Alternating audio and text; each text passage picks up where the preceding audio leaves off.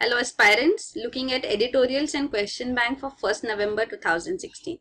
The first editorial in the Hindu newspaper today is Caught in the Crossfire. This is regarding the crossfirings across the LOC as well as the international border between India and Pakistan. So India-Pakistan border, the line of control which is there is in Jammu and Kashmir region. If you look here, so this is the line of control. This is Jammu and Kashmir and this is Pakistan occupied Kashmir. So this line is called line of control, LOC. And this red line which you see is the India-Pakistan border decided and called the Radcliffe line. So this is the international border which was decided by a commission set up by Britishers. So when partition took place, this was the border decided. So this is the international border between India and Pakistan. But there is also another border which is called working border. And this is the international border only between India and Pakistan in Jammu and Kashmir region. So this is not the LOC, but this 192 kilometer stretch here, if you see, this is the international border between Jammu and Kashmir and Pakistan. So this ceasefire agreement has been in place since 2003 between India and Pakistan. And there have been minimal violations. Even from Jan 2016 to September 2016, there were only 4 ceasefire violations across the international border between India and Pakistan. But if you see from in the month of October 2016 itself, there have been 60 ceasefire violations. So tensions are escalating is what is evident. The incident started off with the Uri terror attacks in the end of September. And after that, we responded with a surgical strike across the LOC, and since then the cross-border firings have continued. We have heard of various instances, even the dead body of Sepoy Mandeep Singh, which was mutilated by the terrorists who then fled across the LOC. So tensions are escalating, and the major brunt of this is borne by the border villages, and these border villages are much more populated on the Indian side of the border. So these people have been working on agriculture. So the farmers here have been having farming practices till the fencing, till the border region. So that much has been the peace prevailing before, and now these border villagers have fled. Tourism has been affected in these regions. The cross LOC and cross border trade which was taking place even on an informal basis on barter system has completely stalled in these regions where cross firings are taking place. So what is required now is to peace process to begin. So that is what is expected. But even it says that Pakistan is also playing into the hands of domestic political requirements. So they cannot stand weak in front of India. So they are also mounting equal force and pressure on India, and the cross-border violations continue. So sense should prevail on both sides and peace process should be initiated. That's what the editorial is asking for. Then the next editorial in the Hindu newspaper is on Spain. So the political impasse which Spain witnessed for the last 10 months, which has been, the deadlock has been resolved now. A government has been installed. So the former Prime Minister, Mariano Rajoy of Spain, he had got an absolute majority in his first term, 2011 to 2015. But the elections since December 2015 have resulted in a political impasse. He did not get a clear majority. He is a conservative leader. Presently, he has formed a coalition with the centrist leaders and political party, and it seems that the tenure would not be smooth. There will be many hindrances, roadblocks put forth in the government's procedures in the parliament too, in legislature and executive functioning. So that is clearly evident. The other party, the opposition party, presently the PSOE, Socialist Workers Party, has also had an opportunity to come up with a coalition, but then even they have not been successful. The Podemos party, which is an extreme left party, which was very popular recently, a new party, because of the austerity. Austerity is a time when, because of European Union crisis too, it was seen that countries were asked to reduce their expenditure on social expenditure, social welfare programs. That is called austerity. So even the pays were reduced. So all these were unpopular moves. So many political parties opposing this became powerful. So leftist parties were of course opposing such initiatives of austerity. So So this party, these two also could not come together, so they have not been successful too. And the centrist leader who has presently come to power, Mr. Rajoy, he also waited till the deadlock could be resolved on its own. So that led the government to be without any government, a political impasse to continue for 10 months. A similar thing was seen in Belgium too for a few years ago. That was for 18 months, Belgium did not have a government based on the question of regional autonomy in its regions Flanders and Wallonia. Wallonia is the French speaking region, if you remember, which we have discussed also with respect to CETA, Comprehensive Economic Treaty between EU and Canada. So in that also it was rejected in this Wallonia, which is a region in Belgium. So its legislature rejected that deal. Then the political impasse was resolved later with negotiation and a way out. But see, these are the things which we see in Europe also, that political deadlocks prevail. So what the editorial is concluding with is that political fragmentation is an inescapable fact in the evolution of democratic governance. So when democracy prevails, when democracy has reached towards the lower reaches also, then there will be demands for their political viewpoints being considered too, and that will result in political fragmentation, proliferation of political parties, and demands for autonomy in various regions too. But what is required for this is peaceful reconciliation, peaceful way out, finding a way out of competing interests. So peaceful reconciliation of competing interests is the art and imperative of political practice. Here it basically means that the issue should be peacefully resolved, and competing interests which are conflicting each other, which are opposing each other, should be resolved peacefully. So that is the art of politics presently required. So that is the thing. Actually, this editorial is not of importance for us. There's no direct, indirect question possible from this. So these are the two editorials. Next, we look at the question bank. The first question for the question bank, which we have picked up, is based on the lead article. The question is, arms export can prove to be a double-edged sword. Discuss India's position as an arms exporter. How far can India-Afghan defense relations help in consolidation of positions? Elucidate. So arms export being a double-edged sword, the reason being that when arms export takes place, it transforms the balance of power. It also helps in cementing alliances between countries. The relations become strong, consolidation of positions, as it is said. It also brings in a lot of revenue for the country exporting arms. Plus, it is a double-edged sword because we are providing these arms to another country, and if the regime in that country changes, a new government comes forth which is against the against the policies of the former government. So like in Philippines, the new government Duterte coming to power, he is against USA. So USA Philippines relations were strong, even defense relations were strong. So now all the technology which USA has provided is in the hands of this new government. So that becomes a threat for the US government too. So that such kind of aspects, one. Plus also, if those arms which are provided fall into the hands of terrorists and insurgents, so in those cases what would happen? So these are also aspects which have to be taken into consideration. That's why it is called the double-edged sword.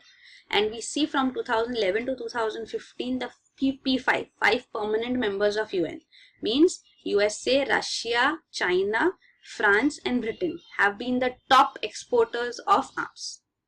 Around, it says, almost 70% of all international arms export were collectively by these P5 countries. India is also having its role. India's position as an arms exporter. We have exported arms to almost all SAARC countries, of course, except Pakistan, to Afghanistan, Nepal, Myanmar, Vietnam. We have even provided a $500 million line of defense credit to Vietnam too recently. So we have such relations. To South Korea also we have provided arms. Not just these, we have been exporting arms even to Russia, Israel and Britain. But these have been spare exports, spare parts and minor equipments which have been exported. So that is there. There are cases of us providing even anti-tank weapons. Tanks, battle tanks have also been provided by us to 2 countries. It was in 1970s before that we provided it to South Africa and Singapore. But post that we have not, except some cases of transfers to Myanmar Apart from that, we have not. We also have plans to provide BrahMos missile to various countries. So that is the jointly developed missile of India and Russia, which we are planning to export to a dozen other countries now, including Vietnam, Philippines, UAE, Thailand. So we have plans for BrahMos export also. We have developed our own light combat helicopter. So we have plans to even export this helicopter. We are also planning to export Tejas, the light combat aircraft which we have developed. So now if you talk of India-Afghanistan defense relations, they have also been strong. India has been supporting Afghanistan since the US invasion and after US left Afghanistan. US invaded Afghanistan to eliminate Taliban. So that was post the 9/11 attacks on the Twin Towers. So post that they invaded Afghanistan to eliminate Taliban. They have already left Afghanistan too. Still Afghanistan is in turmoil. Taliban is also regaining position. Afghan government is trying to bring Taliban on the table for peace talks, negotiations, so that the civil war in Afghanistan can end. But that is not becoming possible. So now Afghanistan is again calling for arms, because that is the next alternative. You have to fight them. So US forces also, even though they have left the country, there are around 9,000 US troops which are still present in Afghanistan supporting the Afghan army. But it is seen that the problems prevail in Afghan military as well as in Afghan political leadership. So that is a lack of proper leadership on both sides, army and politics. So there is a coalition here. Again, the vice president of Afghanistan is an Uzbek. So he says that the Uzbek constituency is neglected by the president Ashraf Ghani. He is supporting Pashtuns and not the Uzbeks. So politically also the president and vice president are fighting. The president is threatening that this vice president, who himself is a warlord, is a controversial person. So he says there are accusations made that he has his own personal militia, means armed groups, so in the provinces where he is in power. So he will start investigation on the vice president. So this is the conflict even politically which we see. Militarily also, the general which is in position, US general in Afghanistan, he say there is failure of leadership in police and army in Afghanistan. Young police officers and soldiers are left dying on isolated checkposts without adequate food, water and ammunition. So this is the status of Afghanistan today. India has strong relations with Afghanistan. We are paving our way also on civilian projects as well as militarily. So we have the Salma Dam which was inaugurated recently, the Afghan Parliament which was built by India. So the Zaranj Delaram Road, which Border Road Organization of India has paved in Afghanistan. So we have started off such projects. We faced many threats from Taliban too. Many of us people were killed also. Still, Afghanistan is important for us. Even Afghanistan opposes Pakistan presently on the point of terrorism. Even military or terrorists from Pakistan are entering into Afghanistan and conducting such terrorist activities, supporting the Taliban in Afghanistan, and then they go back and have safe havens in Pakistan. So Northwest Frontier Province. So those are the regions adjoining Afghanistan too. So we see Afghanistan is also talking up against Pakistan. So we are trying to build our support here. We are excluded from the 4-member grouping, which is the Quadrilateral Coordination Group, which has been formed on peace talks on Afghanistan. So that comprises of Afghanistan, Pakistan, China and USA. So India is not a member. Still we are trying to have relations, making relations strong with Afghanistan and making our presence felt. So the India-Afghan defense relations are basically, we have provided them with various defense equipments. We have been, but those have been very few, because we are still a little reluctant because of Afghan government not being strong, because of even Taliban threat and weapons falling in the wrong hands.